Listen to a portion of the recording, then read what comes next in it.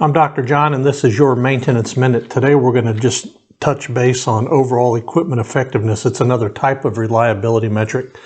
My good friend and colleague Mark Jolly says this is probably the most lied about metric that there possibly is. In fact, I'll tell you a quick story. I was a plant engineer for a company years ago, and our assistant plant manager was fired and walked out of the plant for falsifying this very metric. So I'm going to caution you guys, it's very easy to lie about this. In fact, as a consultant, I had a plant maintenance manager tell me one time his OEE was 125%. Now, I wasn't a math major in college, but I took a lot of math, and I know that's not possible. But I want to just talk about OEE for a few minutes, and I think that we're using it wrong. In fact, I want to leave you with a message at the end of this video, how to best use overall equipment effectiveness. First of all, most of us, all of you guys know that it touches on the 6 sort of big loss factors divided into 3 categories: availability, performance, and quality. The first one, availability. What's key about availability losses, which are changeovers and breakdowns, there's literally nothing coming out the back end of that machine. It's the only one of the 3 categories that there's no product being made. So an availability loss, breakdowns and changeovers is a big loss for sure. Performance is the second category, and inside of that you got jams and minor stoppages. And let me make my first caution right here.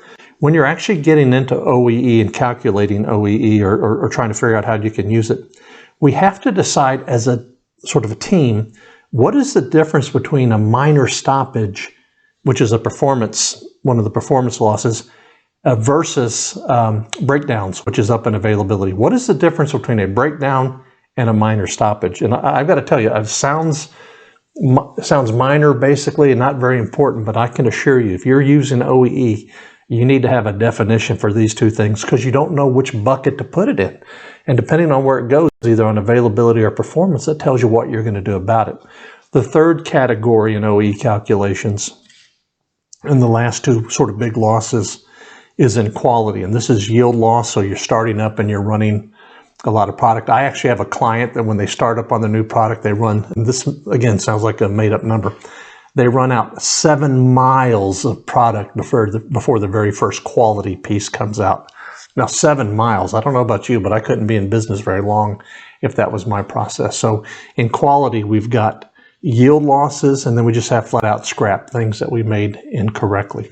I mentioned that I was going to tell you how I think that we're using OEE wrong at the end of this video, and I've come into that right now.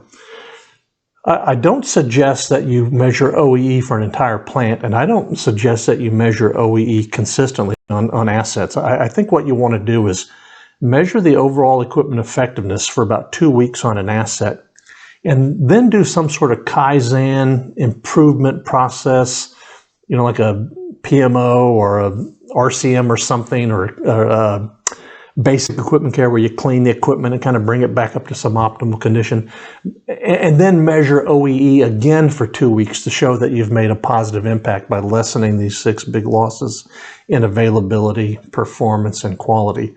I would resist the urge to constantly be measuring OEE and reporting on it. You are going to drive yourself crazy, because you're going to be up and you're going to be down, you're going to be up and you're going to be down, and you're not going to have any reason or knowledge of why. So measure it for a couple of weeks, do something awesome on a piece of equipment, some sort of Kaizen workshop, come back and measure it again for 2 weeks and see that you made a positive change. I'm Dr. John, and this has been your Maintenance Minute.